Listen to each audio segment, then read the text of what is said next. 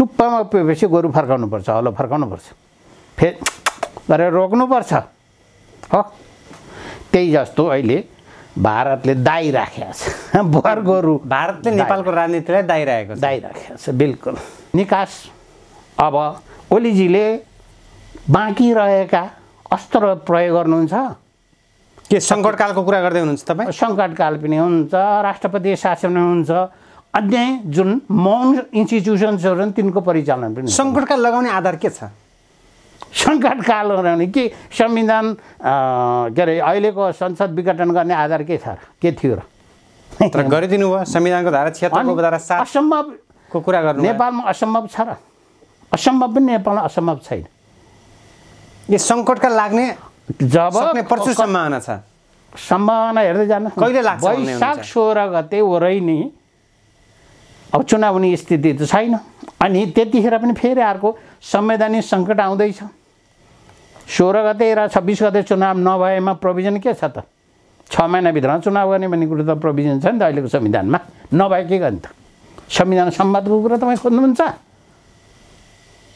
दर्शकहरूलाई श्रोताहरूलाई के यही भन्दै खोज्नुहुन्छ? संविधानका कुरामा हिँड्यो मैले भनिसकेँ तर 17 र 27 मा चुनाव अवश्य हुन्छ भनेर बाले त खुवाउनु भएको छ नि त जनतालाई। कसले? प्रधानमन्त्रीले। अनि यत्रो दिन घर्केर आइसक्यो त। उहाँले कानुन पालन गर्ने कुरो त उहाँसित उही छैन, संस्कारै छैन, होइन पद्धति नै छैन। निर्वाचन आयोगलाई कति दिन चाहिन्छ तयारीको लागि? दलहरूको दर्ता अब अथवा दलहरूलाई समय अवधि कति दिनुपर्छ? ठिक छ, फेरि असन्तुष्ट पक्ष मतदाता अपडेट गरी होला। साँच्चीकै सडकमा छ यति बेला होइन, सडकका कुरा छोडिदिनु, त्यो त रातारात जे पनि जे गर्न सकिन्छ, तर समय अवधि अत्यन्त थोरै। असन्तुष्ट पक्षलाई चुनाव अदालतमा मैले सुन्नमा आएको 400-500 बहसकर्ता छन् रे। 10 मिनट दिए पनि दिनको विषय जान भए पनि अझै सायद यो 15-20 गतेसम्म त अदालतमा फैसला हुन बाँकी रहन्छ। विश्व दुनियाँको भूगोलबाट हेर्नुभएका सम्पूर्ण नेपालीहरूलाई म हार्दिक नमन व्यक्त गर्न चाहन्छु। आदरणीय दर्शकबिन, पछिल्लो नेपालको राजनीति अवस्था हेर्दाखेरि तपाईँलाई कस्तो अनुभूति हुन्छ? साँच्चीकै नेपालको नेतृत्वले बारम्बार नेपाली जनतालाई झुक्काइ त रहेको छैन? अहिले सङ्कट गहिरिँदै जाँदा सङ्कटको समाधान के देख्न सकिन्छ त? नेकपाका शीर्ष नेताहरूले साँच्चीकै यति बेला विरोध सभा जनाइरहँदा प्रधानमन्त्री केपी शर्मा ओली कहीँ कतै चुक्नु त भएको छैन? संसद विघटन पश्चात नेपालको राजनीतिक सङ्कट गहिरिँदै जाँदा अब यसले समाधान दिएन भने देश कुन मोडमा जाने हो त? यावत विषयमा केन्द्रित भएर पछिल्लो राजनीतिक घटनाक्रममा केन्द्रित हुनेछौँ। हाम्रो बिचमा डाक्टर प्रेम शर्मा हुनुहुन्छ। डाक्टर प्रेम शर्मालाई आजको यस बसाइमा म हार्दिक स्वागत गर्न चाहन्छु। नमस्कार। अहिलेको देशको परिस्थितिलाई कसरी हेर्नुहुन्छ? राजनीतिक सङ्कट गहिरिरहेको छ, समाधान देशले पाएको छैन, निकास पाएको छैन, लथालिङ्ग छ, राता झन्डा देखिन्छन्, सेता झन्डा देखिन्छन्, सडक राताम्य भएको छ। तपाईँले अलि बढी एक्जागरेसन र बढाइ चढाइ गर्नुभयो कि यो सेतो झन्डा भनेको के हो त बुझ्दिनँ मैले। अर्को कुरो सडक राताम्य छ भनेको के भन्न खोजेको? त्यो कम्युनिस्ट पार्टीका झन्डाहरू प्राय रातो हुने भएको कारणले नेपाल कम्युनिस्ट पार्टीको निर्वाचन चिन्ह र उनीहरूको पार्टीको झन्डा रातो होला, त्यो स्वाभाविक हो। अनि यो कुरो अत्यन्त एक्सक्लुसिभ भनिन्छ, विशेष नेपाल कम्युनिस्ट पार्टीको मात्रै आन्तरिक द्वन्द्वको कुरा हो।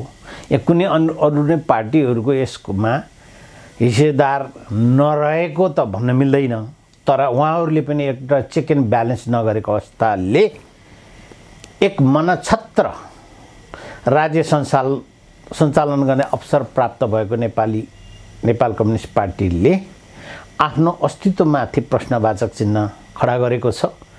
सम्भवतः यसले अरू कसैलाई भन्दा नेपाल कम्युनिस्ट पार्टीलाई बढी घात पुर्याउँछ र अब हैन नेपाल कम्युनिस्ट पार्टीले मात्र घात पुर्याउँछ कि देशलाई घात पुर्याउँछ यो सङ्कट? पहिलो कुरो त जुनसुकै बहुमतको सरकार आए पनि यस्तै किसिमको रवैया हुन्छ भन्ने कुराले गर्दाखेरिमा दलीय व्यवस्थामाथि नै प्रश्नवाचक चिन्ह खडा गरिरहेको छ। यो दलीय व्यवस्थामाथि नै प्रश्न खडा भइरहेको छ यो बखत। बिल्कुल, किन भन्दा हामीले दलीय व्यवस्था फेल खायो नेपालमा।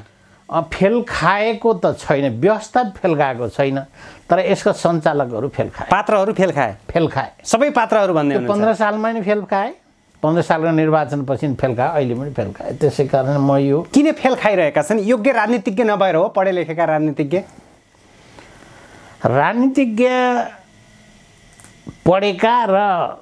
पढेका राजनीतिज्ञको सल्लाहकार भन्ने कुरा दुईटा कुरा हो। जनतासित प्रत्यक्ष साक्षात्कार, जनताको जल्दाबल्दा सवालहरूको प्रतिनिधित्व गर्ने राजनीतिकर्मी हो, राजनीति नेतृत्व हो। तर त्यो नेतृत्वलाई एउटा वैज्ञानिक तरिकाले अथवा सक्षम तरिकाले, प्रभावकारी तरिकाले कसरी अगाडि राज्य सञ्चालन गर्ने व्यवस्था हुने हो भन्ने कुराको सिस्टमिक प्रणालीगत संरचना र अनुभव, त्यसका सिद्धान्त, मान्यता, मूल्यहरूलाई अङ्गीकार गरेर लैजानको लागि एउटा टिम हुनुपर्छ। जो टिम एउटा सल्लाह एडभाइजरी बोर्ड हुन्छ अथवा सल्लाहकारहरू हुन्छन्। यो सल्लाहकारको बारेमा सायद नेपालका अहिलेका शासकहरूलाई एउटा कुरो के थाहा छैन भने, हो नि त, पृथ्वीनारायण शाह नै बिर्सिसके। पृथ्वीनारायण शाहका पालामा समेत 6 घर थर भनेर भनिन्थ्यो, त्यस्तो प्रचलन समेत विगतमा थियो। अब यस्तो प्रचलन त मैले एउटा राजनीतिशास्त्र विद्यार्थीले कहाँ पनि पाउँदथेँ भने, चाहे प्लेटो होस्, चाहे अरिस्टोटल होस्, चाहे सोक्रेटिस, जोसुकै होस्, ती शासकहरूले पनि एउटा सल्लाहकार समिति हुन्थे, सल्लाहकारहरू हुन्थे। तिनीहरूको सल्लाह अनुसार राज्य व्यवस्था अगाडि सञ्चालन हुन्थ्यो। भिजन दिने काम, सोच ल्याउने काम राजनीति नेतृत्वले हो। तर त्यसलाई साकार गराएर, त्यसको सम्पूर्ण पुरा बुझेर, फिगर आउट गरेर, त्यसका सबल दुर्बल, त्यसका प्रभावकारिता अथवा दुर्बलता, त्यसका उल्झनहरूको बारेमा विशेष गरी विद्वानहरूले, राजनीतिशास्त्रीहरूले अथवा राज्य सञ्चालक कला भएका व्यक्तिहरूको सल्लाहकारमा अगाडि जान्थ्यो। त्यसैको परिणाम सम्भवतः राजा महेन्द्रले अलिकति अभ्यास गरे नेपालमा। अनि त्यसपछि यो परिवर्तनको 30 वर्ष शासनकालपछि अथवा पञ्चायतको 30 वर्ष शासनकालपछि जुन नयाँ हामीले बहुदलीय व्यवस्था स्थापना गऱ्यौँ, होइन, 2017 सालको बिपी कोइरालाको सरकार अपदस्थ भइसकेपछि तपाईँले अहिलेको नेतृत्वसँग तुलना गरेर हेर्न खोज्नु भएको हो? होइन, 17 सालको तुलना गर्न खोजेको छैन मैले। 17 साल पनि असफल भयो भन्न खोजेको छु मैले। के कारणले असफल भइरहेछ भन्दाखेरिमा साँच्चै भन्यो भने यो राज्य सञ्चालन कला सम्बन्धीका ज्ञाताहरूसितको सरसल्लाह बिनाको राज्य अगाडि आएको कारणले असफल भएको हो। त्यसको विकल्पमा सानो मैले दृष्टान्त दिन खोजेको कुरो के हो कि पृथ्वीनारायण शाहले सल्लाहकार राम्रा राख्थे। त्यो बेलाका समाजमा प्रतिष्ठित व्यक्तिहरू जस्तै विश्वनगरजीको पञ्चायत भनौँ न, पञ्चायत भनेको अहिले इन्डियामा पनि छ। Panchayat 5 trusted person in the society नै हाइली ऱ्याङ्क्ड प्रोफाइल पर्सन्स भने भनिन्छ, अथवा समाजका प्रतिष्ठित जानकार व्यक्तिहरूको एउटा जुरी अथवा मण्डलबाट न्याय निसाब गर्ने प्रणालीलाई पञ्चायत भनिन्छ। त्यस्तै तरिकाले राज्य सञ्चालनको क्षेत्रमा पनि समाजका अथवा राष्ट्रका प्रतिष्ठित व्यक्तिहरूको सरसल्लाहमा चल्यो भने सम्भवतः सफल हुन्छ। त्यो कुरो मैले भनिराख्ने भने यो युनिभर्सल कुरो अथवा विश्वव्यापी सबैले अङ्गीकार गरेको कुरो हो। तर हाम्रा नेपालका शासकहरू एकपटक सत्तामा आए भने सम्पूर्ण कुरा बिर्सन्छ। नेपालको इतिहासदेखि तपाईँले कम्पेयर गरिरहँदा हो नेतृत्वकर्ताहरू असफल भए अथवा उनीहरू फेल खाए भनेर भनिरहँदा अहिलेको परिवेशमा केपी शर्मा ओली त सफल नेता भने नि कतिपयले। उहाँको सल्लाहकार कहाँ त्यति सफल भयो त नि, उहाँलाई डुबाएन। सल्लाहकार कस्ता राख्नु भएको छ उहाँले। मैले किन व्यक्ति विशेषको नाम खोलौँ, दुःख लाग्दो कुरा। योभन्दा पहिलाका प्रधानमन्त्रीहरूको सल्लाहकारहरू पनि तपाईँलाई थाहा छ, कोही एसएसजी पढै नपढेका मान्छेहरू पनि थिए। होइन न पार्टीका लट्ठेतहरू, पार्टीको गुरिल्लाहरू अथवा भिजिलेन्टेलाई सल्लाहकार राखेर राज्य चल्छ। उसले त जहिले सुकै हानेर ठोक्क अथवा यस्तैको बदलाको कारणले मात्रै अगाडि किसिमको सरसल्लाह दिन्छ, त्यसलाई त राज्य कला सञ्चालन सम्बन्धीका कुरामा त उसले सल्लाह त दिँदैन। यी भिजिलान्टेहरू अहिलेका सल्लाहकारहरू, अहिलेका शासकहरू भिजिलेन्टे मात्रै हुन्। कस्ता भिजिलेन्टे? जनताबाट तिरस्कृत भएका भिजिलेन्टे, जो जनतामा गएर चुनाव लड्न नसक्ने। अनि हाम्रो नेपालको संविधान 2072 भनौँ न, त्यो संविधानमा प्रावधान भएको समानुपातिक भन्ने एउटा प्रावधान छ। 165 मा 110 सिट प्राप्त छ। त्यसको माध्यमबाट छिरेका अत्यन्त निमुखा व्यक्तिहरूको सहभागिताका कारणले अहिलेको राज्य व्यवस्था असफल उन्मुख भएको जस्तो देखिएको छ।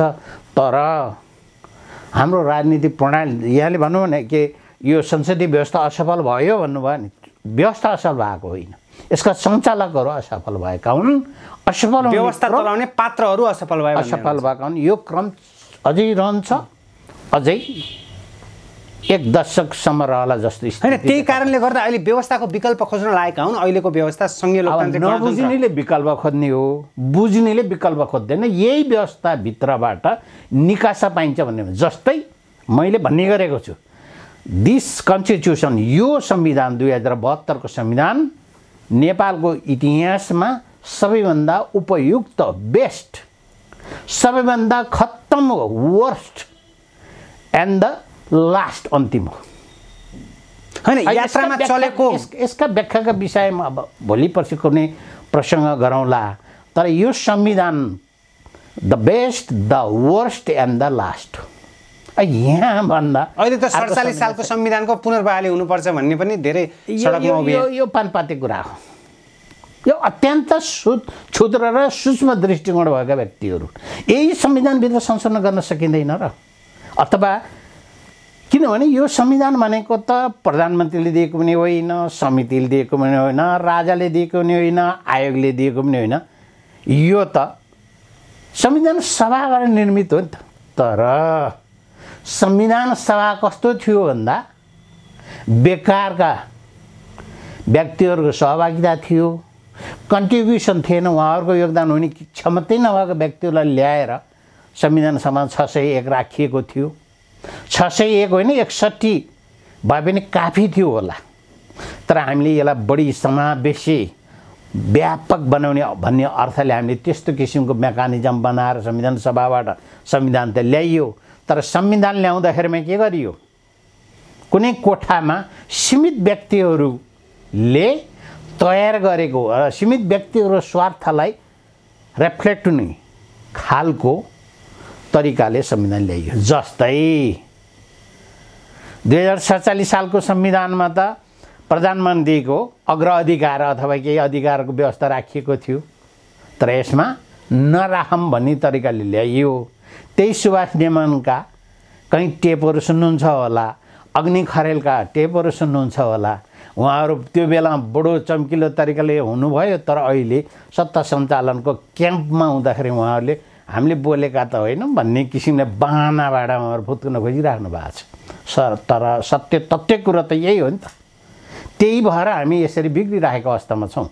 यो शासन प्रणालीको विकृति उन्मुख हामी के कारणले छौँ भने हाम्रो संविधान त त्रुटि छ। त्यसै कारण अहिले फेरि एउटा छुट्टै बस आइराखेको छ। संविधान सम्बन्धको कुरा गर्ने कि न्यायपालिकाले आवश्यकता अनुसारको गर्ने भन्ने कुरा छ। र मैले त भन्ने गरेको छु, अब हामी संविधान सम्बन्धको गफ नगरे पनि हुन्छ, बहस नगरे पनि हुन्छ। अब देशको निकास, समस्याको निकासा उन्मुख आवश्यकता अनुसारको बहस गरे हुन्छ भन्छु। म त राजनीति शास्त्र विद्यार्थी हो, त्यसो म कानुनको विद्यार्थी होइन, संविधान विज्ञ पनि होइन म। त्यसै कारण म के हुन्छ, राजनीति शास्त्रको विद्यार्थीले राजनीतिक समस्या समाधान गर्नतर्फ कसरी अगाडि जाने भन्ने किसिमको सवालमा हामी छलफल गर्नु उपयुक्त होला। होइन भने यसले निकासा ल्याउनेवाला देखिँदैन। अहिले जसरी दुई शक्ति बीचको द्वन्द्व चलिरहेको छ नि, एकले दुई शक्ति होइन, एउटा शक्ति हो मित्र। यसरी नभन्नु, के को दुई शक्ति भन्नुहुन्छ तपाईँ? कसरी दुई शक्ति? होइन, पार्टी त चिरा परिसक्यो नि त, शक्ति त विभाजित भयो नि त। होइन, के शक्ति होइन, एउटा नेपाल कम्युनिस्ट पार्टी दुई फ्याक भयो भनौँ न। फेरि फ्याक पनि के कारणले भएको छ? सिद्धान्त त भएको त होइन, फेरि सिद्धान्त दर्शनको लडाइँ होइन, होइन भागवण्डाको लडाइँ हो भन्ने हुन्छ। यिनीहरूले अब हामीले के गुमाइरहेका छौँ अहिले? हेर्नुहोस् न, 46 साल 47 सालपछि हरेक ठाउँमा अंशभण्डा छ। अंशभण्डामा सायद लोकसेवा आयोग छैन होला, होइन भने यत्र तत्र जगत्र अंशभण्डाको प्रणाली छ। यो अंशभण्डीय कसले अंश खोजिरहेको छ यो बखत? कसले खोजिरहेछ अंश खोज्ने? भने अंशियरहरू हुन्छन् नि त, स्टेक होल्डर्स भन्छौँ हामी, अथवा यसका राज्यको स्टेक होल्डर त हामी पनि हो नि त। अब हामी जनताले त हामीले 5 वर्षलाई दिइसकेपछि हामीसित त सार्वभौम अधिकार त हुँदैन मित्र। हाम्रो राजनीति प्रणाली अनुसार, बहुदलीय शासन पद्धति अनुसार, बालिक मताधिकारको प्रणाली अनुसार हामीले एकचोटि भोट हालेपछि 5 वर्षलाई हामीले बोल्न पाइँदैन। हामीले 5 वर्ष पर्सनी थियो, तर यो 5 वर्ष हामीले दिएको अधिकार पनि होइन, जनताले दिएको अधिकार जनतालाई फर्कायौँ भन्नुभएको छ नि त उहाँहरूले। त्यो होइन, त्यो राजा बहुमत प्राप्त सरकारले म सरकार चलाउँदिन भनेर कुनै बेला ज्ञानेन्द्रले भने राजा के अरे जनताको नाश हो, जनतालाई बुझायो भने राजाले भन्थे। अहिले केपी ओलीले भन्नुभयो। अब त्यो त बेकार, बिचरा उहाँलाई नयाँ शब्द आवश्यक पर्यो, त्यही भन्दा त्यही पहिलाको कतै ज्ञानेन्द्रले भने शब्द प्रयोग गर्नुभएको हो, तर त्यो होइन। स्पष्ट रूपबाट नेपाली जनताले नेपालको संविधान अनुसार 5 वर्षलाई मतदान गरेर यो स्तरमा पुऱ्याएको। उहाँहरूको चुनावको प्रक्रियामा उहाँहरूको आह्वान पनि के थियो, माग पनि के थियो? हामीलाई 2/3 सरकार, बलियो बहुमतको सरकार दिनुहोस्, हामी तपाईँलाई स्थिरता दिन्छौँ, समृद्धि दिन्छौँ, सुखी नेपाली भन्ने किसिमको मुहार फेर्छौँ भनेर उहाँले माग गर्नुभएको थियो। नेपाली जनताले त्यो दिएकै हो, तर उहाँहरूले यसको सदुपयोग गर्न सक्नु भएन। त्यो हो अहिलेको खास मूल समस्या भनेको यहाँ हो। दुई अध्यक्ष बीचको लडाइँले गर्दा बिल्कुल दुई अध्यक्ष हुँदैन भने अस्वाभाविक किसिमको दुई अध्यक्ष, अझै पनि फेरि यतातिर अहिले फेरि दुई अध्यक्षको प्रावधान अनुसार चलिरहनु भएको छ प्रचण्डजी। हेर्नुहोस् त, भोलि केपी ओली र कमरेड प्रचण्डको जस्तै कमरेड प्रचण्ड र कमरेड माधव प्रसाद नेपालको बिचमा त्यही हुने स्थिति आउँछ। त्यो निरन्तरता आउँछ। होइन, माधव कुमार नेपालले त मलाई प्रष्ट रूपमा भन्नुभएको छ मसँगको अन्तर्वार्ताको क्रममा, यो एकता भनेको 1 दिन 2 दिनको लागि होइन, दीर्घकालीन रूपमा हामी एक भएर देश निर्माणमा अगाडि बढ्छौँ भन्नुभएको छ। अब उहाँहरू एकता होला पार्टीमा, तर उहाँहरूको इतिहास 2006 सालदेखि इतिहास हेर्दै हेर्दै हेर्दै आउनु पनि पर्छ। हामीले विश्लेषण गर्दाखेरि इतिहास कहिल्यै बिर्सन हुँदैन र वर्तमानको स्थितिलाई विश्लेषण गरिसकेपछि भविष्यको हामी चाहिँ अलिकति तर इतिहासको गलत समयलाई वर्तमानको चस्माले हेर्न मिल्छ त? किन मिल्दैन? वर्तमानमा सोचिन पनि सक्छ नि पात्र। होइन होइन मित्र, एउटा कुरा के बुझ्नुहोस् भने तपाईँको श्रोताहरू दर्शकहरूलाई के भनिदिनुपर्छ कि हामीले कुनै पनि घटनाको पूर्व सन्ध्यामा के हुन्छ भने कारक तत्त्व हुन्छ, यो त परिणाम हो, अहिलेको अस्थिरताको परिणाम होइन। Once a criminal is not always a criminal. एक जमानाको अपराधी सधैँभरि अपराधी हुँदैन नि त, त्यो बाबा रियालिटी त चेन्ज भइरहन्छ नि त। फेरि यति सानो यति सूक्ष्म तरिकाको बुझाइको उहाँहरूसित क्षमा त छैन भने के को एकता त नि? त्यसो हो भने उहाँ केपी शर्मा ओलीले प्रचण्ड बुझ्नु भएको थिएन भने, माधव नेपालले केपी ओलीसित यत्रो वर्षसम्म सँगै सहकार्य गर्दा केपीलाई चिन्नु भएको थिएन, के को राजनीति गर्नुहुन्छ र? भोलि मैले कसरी देश चलाउनुहुन्छ भनिदिनुहोस् त मलाई। आमै आफै सहकार्य गरेर हिँडेका व्यक्तिहरू बुटोलको महाधिवेशनमा मैले देखेको छु। त्यो बेला महासचिव के अरे पहिला हुनुहुन्थ्यो, माधव कुमार नेपाल हुनुहुन्थ्यो, त्यहाँ चुनाव भइसकेपछि झलनाथ र केपीको चुनाव हुँदाखेरिमा माधव कुमार नेपालको अलिकति अघोषित समर्थन केपीतिर थियो होइन, तर झलनाथले जित्नुभयो। अनि केपी ओलीले के गर्नुभएको थियो? तुरुन्तै त्यहाँबाट आएर उहाँले त्यो हार स्वीकार गर्नु भएन, प्यारलल सङ्गठनहरू खोल्दै जानुभयो 75 जिल्लामा। यति चरित्र पनि बुझ्न नसकेर अनि त्यस्ता किसिमका कुराको लागि लिएर आएर अहिलेका ती छतौरा दुईवटा मन्त्री खाएकाले बोले जस्तो तर गैर जिम्मेवारी तरिकाले बोल्न मिल्छ? गैर जिम्मेवारी तरहको हो कि होइन? केपी शर्मा ओली कहाँ गएर मन्त्री खाने? काम गर्न नसकेपछि अहिले लात हान्ने अवस्थामा पुगिसकेपछि अनि त्यहाँबाट केपी शर्मा विरोध गरेर सुख पाइन्छ? सराह देखान गएको यो? यस्तो तरिकाले कहीँ राज्य सञ्चालन कला हुन्छ र? आफूले के गर्नुभयो भन्नु त? पर्यटन मन्त्रीले के काम गर्नुभयो त्यत्रो कार्यकालमा? कृषि मन्त्रीले के काम गर्नुभयो भन्नुपर्छ र?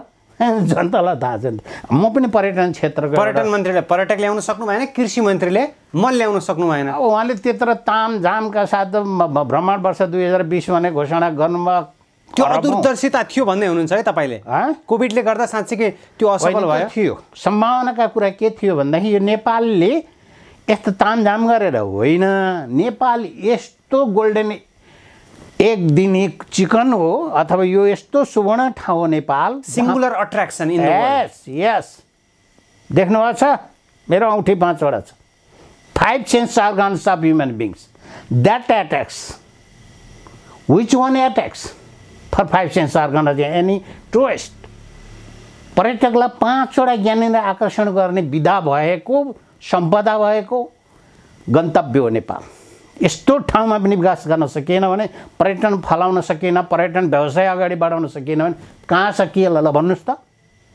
भारत, चीन हाम्रा छिमेकी मित्रहरू, त्यति मात्रै दुईटा देशलाई हामीले आङ्कन गरेर त्यहाँका अरबौंको जनसङ्ख्या मात्रै त्यसको केही बाछिटा मात्रै आए पनि नेपालको पर्यटक उद्योग कायापलट हुन्छ। काफी छ त। उहाँहरूको कार्यक्रम के हो? उहाँ त टुरिज्म अनफ्रेन्डली प्रधान के अरे तत्कालीन पर्यटन मन्त्री, एउटा पूर्व मन्त्री र म उहाँलाई भेट्न गएको छु। उहाँले 2 दिनसम्म हामीलाई मन्त्रालयमा लट्ठ्याउनु भयो। उहाँको सचिवले बस्नुहोस् सर, मन्त्रीजीको अलिकति छ भनेर भन्नुभयो। 2 दिनसम्म नाम किन खोलौँ? खोलिदिनुहोस् आज। दुईचोटि संविधान सभादेखि चुनाव जितेको टेकबहादुर बस्नेत भने सल्यानको सामान्य प्रशासन मन्त्री हुनुहुन्थ्यो। उहाँ र म जाँदाखेरि उहाँले भेटाइदिनु भएन 2 दिनसम्म। एक किसिमले म भनेको पनि जनताले पत्याएको आज नेपालमा मसरुम उत्पादन भए जस्तो च्याउ उम्रिया जस्तो तर होमस्टेहरू प्रदान गर्ने क्षेत्रमा लागेको व्यक्ति हो। मैले मुखले भन्ने होइन, गएर सोध्नु होला कुनै होमस्टेमा प्रेम शर्मा नै कस्तो हो भनेर। त्यो क्षेत्रमा काम गरेको मान्छेहरूलाई हामीलाई चाहिँ दर्शन उहाँकै हातबाट हेर्नुहोस्, त्यहाँ मैले देखाइराखेको छु। डाक्टर हर्क गुरुङको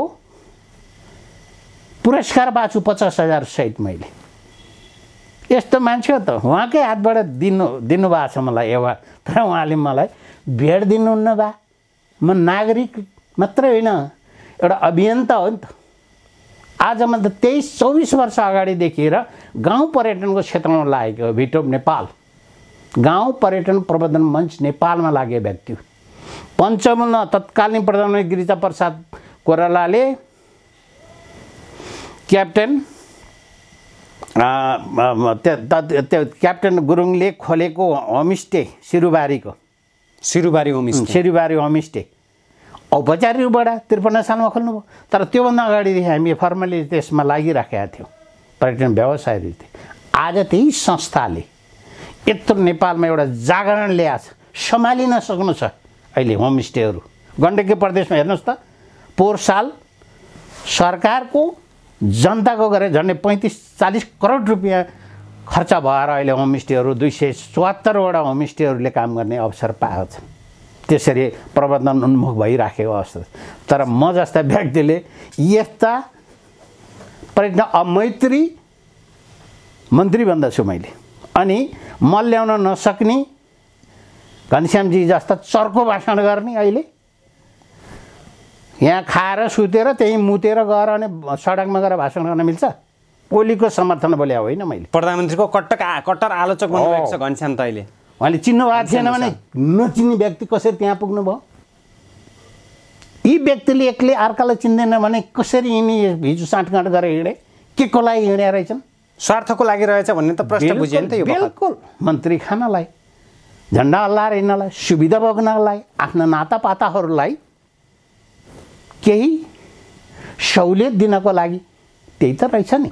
होइन भने आज सत्तामा बस्दासम्म ठिक छ, त्यही पार्टीको त्यही सरकारको, अनि फेरि बाहिर गएपछि हिजो त प्रतिपक्षले विरोध गर्थ्यो, अहिले त सत्ता पक्षले विरोध गर्ने। अब अहिले ठ्याक्कै प्रधानमन्त्री केपी शर्मा ओलीले अलिकति असन्तुष्ट पक्षलाई सम्बोधन गर्न खोज्नु भएको, पूर्व लडाकुहरूदेखि लिएर जनमुक्ति सेनाहरूलाई यति बेला सम्बोधन गर्नुभएको छैन त? अब उहाँ पनि रोजगारको सुनिश्चित गर्दै हुनुहुन्छ। उहाँ एक्लिँदै गइसकेपछि परालको तान्द्राको सहारा खोज्दै हुनुहुन्छ। उहाँले सिद्धाइसक्नु भएको छ, सिद्धिसक्नु भएको छ।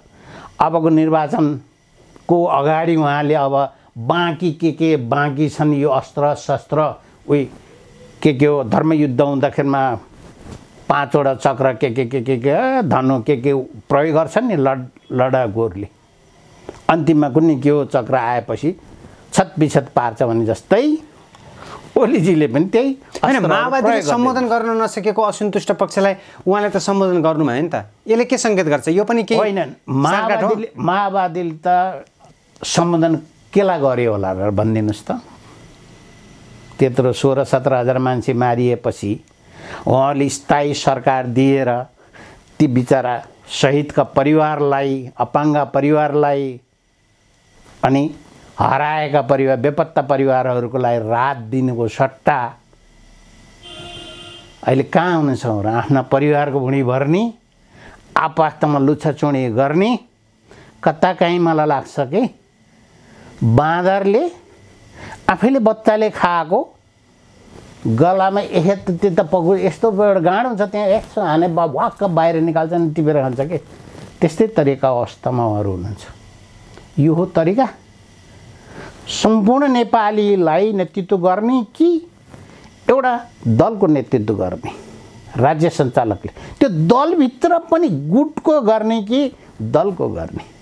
कति गम्भीर कुरामा हाम्रा राजनीतिकर्मीहरू, हाम्रा दलका नेताहरू हुनुहुन्छ, आफ्नै दललाई सक्षम नेतृत्व दिन असफल भइराख्नु भएको छ भने देशको नेतृत्व कसरी दिनु? अब एकले अर्कोलाई निकै नै तल्लो स्तरका शब्दहरू प्रयोग गरेर गाली गर्नुभएको छ। अहिले प्रधानमन्त्री केपी शर्माले पनि भन्नुभयो नि, ज्ञानेन्द्रसँग रक्सी खाँदै भेट्ने को हो भनेर प्रश्न उठाउनु भयो। यी कुराहरूको विषयमा सम्भवतः मलाई नसोध्नु, व्यक्तिगत नितान्त व्यक्तिगत कुरा हुन जान्छन्। यसले न राज्यलाई अथवा यो नेपाललाई न नेपालीले हित गर्छ। यस्ता व्यक्तिगत क्षुद्र कुरा राज्य सञ्चालकले यस्ता शब्दहरू प्रयोग गरे। राज्य सञ्चालकका व्यक्तिगत कुरा हुन्छ, सार्वजनिक स्थानमा गरेका व्यक्तिगत कुराले पनि असर गर्छ।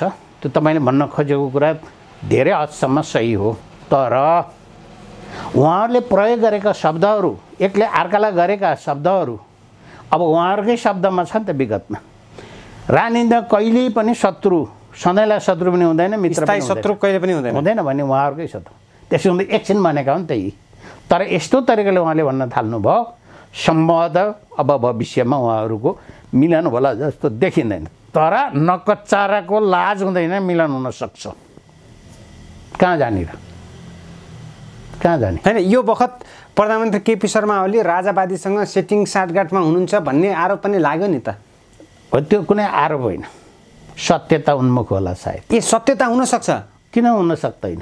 अहिले तपाईँले प्रयोग गरे शब्द होइन, राज्य सञ्चालक, यो देशको राज्य सञ्चालकको अंशहरूमध्ये एउटा राजतन्त्र पनि हो।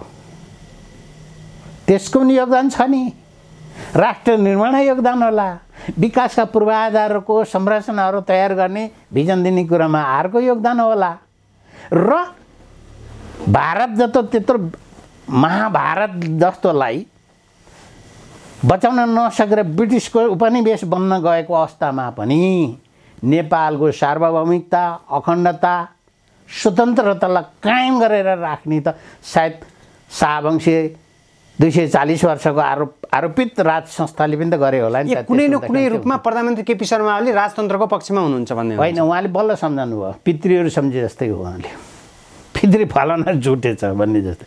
यतातिर जनैबाट दिए सिधै मरेका, अनि यहाँ झुन्डाएर दिए आपतकालीन तरिकाले मरेका, बालक मरेका जसको क्रिया काज नगरेका, अनि यतातिर दिए के होला दिएका भने जस्तै तरिकाले बल्ल सम्झाउँदै हुनुहुन्छ। राज्यका अंशियारहरू को हुन्? सबैको सहभागिता नै यो हो सहभागिता भनेको। सबैलाई मिलाएर जानुपर्ने आवश्यकता आयो त अब त बोध हुँदैछ अलिअलि। हामी अभ्यास उन्मुख छौँ। त्यसै कारणले यो राज्य सञ्चालकले एकचोटि सदनमा आइसके जस्तै हिजो अस्ति आज 4 दिन भयो क्या अरे जो बाइडेनले के भन्नु मलाई हिजो भोट नखसालेको भए पनि म तिम्रो हुँ हामी हौँ अमेरिकन भनेर भन्यो। सम्पूर्ण हामी अमेरिकन हौँ म अमेरिकनको राष्ट्रपति हुँ भने यसरी भन्ने हो। म नेकपाको प्रधानमन्त्री हो म फलाना भन्ने होइन। म यो गुटको भन्ने कुरा होइन भन्दा पनि म नेपाल र नेपालीको प्रधानमन्त्री हो। मेरो नजरमा कोही पनि विभेद उसबाट टिट्टु हुनुपर्छ भन्ने छैन। म त्यो गर्दिनँ भन्ने किसिमको वाचाका सहित शपथका सहित आउनुपर्छ।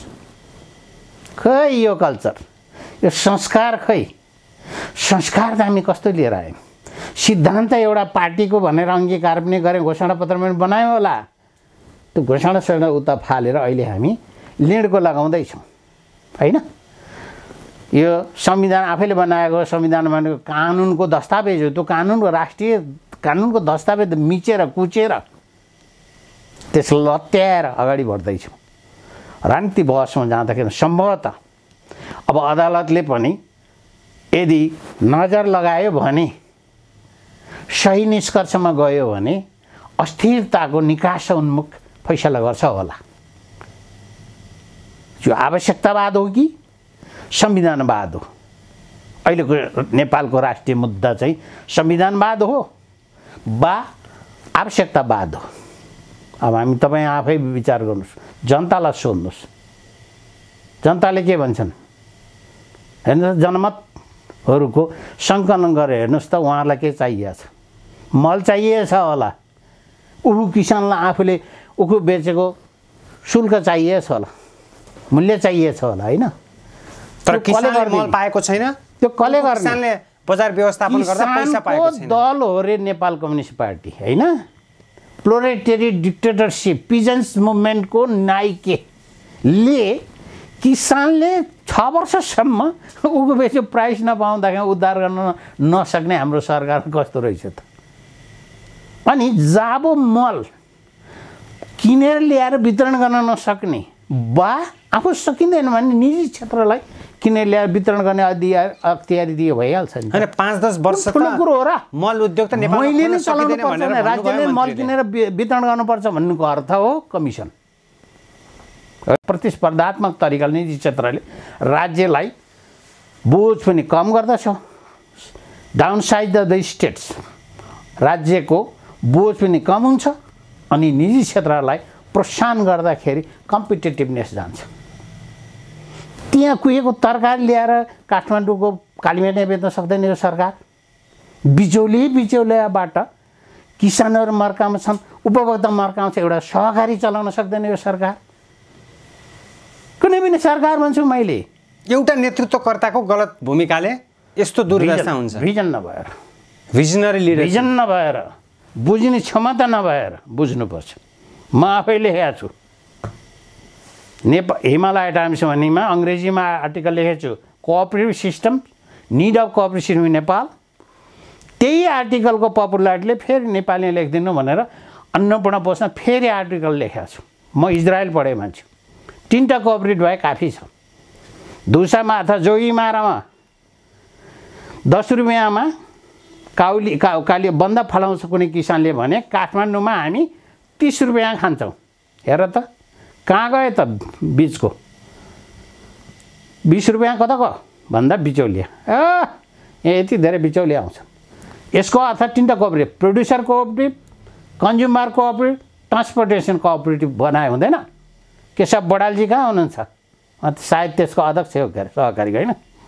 चर्को भाषण गर्नुहुन्छ उहाँ। सरकार रक्षाको बडा कुरा गर्नुहुन्छ किसानको हितमा कुरा गर्नुहुन्न। जनताले रक्षा गर्छ। जनतालाई भनिराख्न पर्दैन ओलीलाई भोट खसाल्ला बा कसैलाई भोट खसाल्ला। जनता खुसी पारे भइगयो नि। त्यो कोअपरेटिभले के गर्नुपर्छ भने 10 रुपियाँमा उत्पादन गरेको छ भने 15 रुपियाँ बनाऊ। 30 रुपियाँ खाने उपभोक्ता छ भने 20 रुपियाँ खुवाऊ, त्यो मार्जिन गर्न सकिन्छ। कति चाहिएछ काठमाडौँ उपभोक्ता कति छन् त्यो तरकारी खाने, एउटा बजार मूल्याङ्कन गर्न सकिँदैन, अध्ययन गर्न सकिँदैन। कन्ज्युमर कति छन्, पर डे, पर मन्थ्स, पर विक्स कति हुन्छन् इस्टिमेट गर्ने, टेन्टेटिभ। प्रोड्युसर कति छन् अथवा उत्पादन गर्ने किसान कति छन् त्यसको अनुमान गर्ने। त्यही धुनीमेसीबाट आउँछ कि धादिङबाट आउँछ कि काभ्रेबाट आउँछ कि चितवनबाट आउँछ कि इन्डियाबाट आउँछ कि त्यो आङ्कन गर्ने। अनि हाम्रो खपत उत्पादनलाई समायोजन गर्ने क्यापासिटीको भिजन छैन भने यस्ता पनि मन्त्री बन्छन्। म त विद्यार्थी हुँ, राजनीतिशास्त्र योजना सम्बन्धीको विज्ञको रूपबाट मेरो पिएचडी हो। म अहिले गाउँ पर्यटनको क्षेत्रमा अभियन्ताको रूपबाट आएको। मेरो विषयभन्दा बाहिरको कुरा हामीले गफ गरिरहेको, मेरो रुचिभन्दा बाहिरको कुरा गफ गरिरहेको छु मित्र। अब त्यसो भए यसको निकास के हुन्छ? अब ठ्याक्कै यो सबै गतिरोधको निकास भने भोलि हामीसित समय त्यति पर्याप्त हुन्छ हुँदैन भन्ने कुरो छ होइन। चुनावमै गए पनि फेरि चुनावमै जान्छ भन्ने कुरो के ठेगान्छ र? पुनर्स्थापना हुन सक्दैन। अहिलेका वकिलहरूले निवेदकहरूको तर्फबाट वकालत गर्दाखेरि, बहस पैरवी गर्दाखेरि कसैले पनि यो संविधान सम्मत छ त भनिराखेका छैनन्।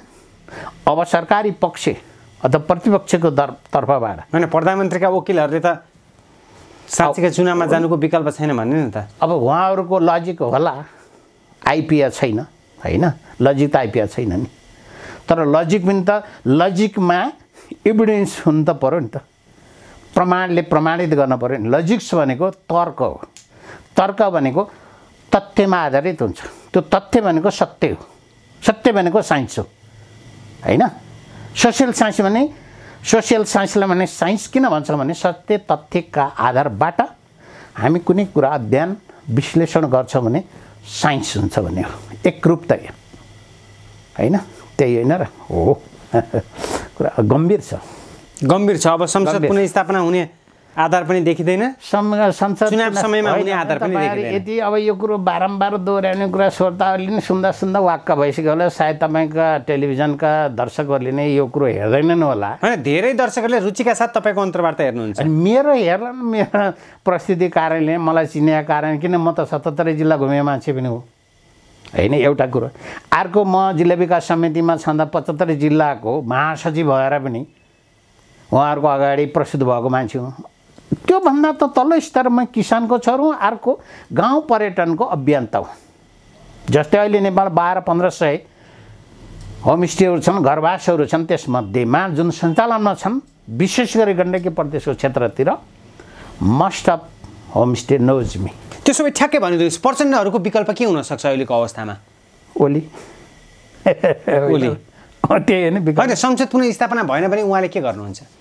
संसद पुनर्स्थापना भएन भने उहाँले अलिकति सडक तताउनुहुन्छ, तर उहाँहरू एक्लै हुनुहुन्छ। तपाईँले खोजे उत्तर यही होइन, देश एक्लै हुनुहुन्छ, द्वन्द्वमा धकेलिन सक्ने आधार छ। अरे बाबा, कहाँको धकेलिन्छ? प्रचण्डले त नेपालका कार्यकर्ता, नेपालका राजनीतिक दलका कार्यकर्ता चिन्नु भएको छैन? सत्तातिर कसरी छिटो दगुर्छन्। ओलीको पक्षमा अहिलेको फैसला होस् त, लुरु लुरु आउँछन् यता पस्छन्। चीन र भारतको अवस्था कस्तो छ यति बेला? ठाडो, कान ठाडो। सायद दक्षिणतिरबाट यसो कान हल्लाइरहेको छ कि थाहा छ होला। दक्षिणको किन साथ हुन सक्छ प्रधानमन्त्री? उत्तरतिर उही भन्दै माओ सेतुङ कहिले पनि हाँस्दैन थियो अरे कि। सायद उत्तरतिर बोलेको छैन, हाँसेको छैन होला, प्रयास गरेका थियो, सफल भएन होला। तर दक्षिणतिरको चाहिँ अलिकति छ, भूमिका गम्भीर छ। यो हाम्रो ऐतिहासिक शाश्वत तथ्य सत्य हाम्रो संस्कार। तर दक्षिणको छिमेकी पनि अलिकति मौन जस्तै देखिएको हो यति बेला। मौन त नाटककर्ताले के गर्छ भने हेर्नु पऱ्यो नि, चुप्प लाएर नाच्ने बेलासम्म त हेर्नु पर्ने, धैर्यतापूर्वक। बिगार्न लायो भने नि बोल्ने हो, इसारा गर्ने हो। अहिले त ठिकै छ, चल्दैछ। डिजाइन अनुसार भने अब अहिले कसले भन्थ्यो सेटिङ अनुसार चलेकै होला। चलेको कारणले अब खासै केही गर्नुपर्ने आवश्यकता छैन। तर एनमा गर्छ, किनभने भारतलाई चिडाउँदाखेरिमा धेरैले सत्ता गुमाउनु पर्छ। प्रभुले मेरो सत्ता फालिदियो भनेर प्रचण्डले भन्नुभयो होइन।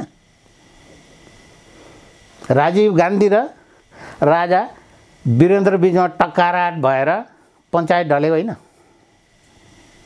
अनि 46-47 सालको आन्दोलनमा पनि ब्लकेट गरेर नाकाबन्दी गरेर राजीव गान्धी र राजा वीरेन्द्रको टक्कराटले गयो।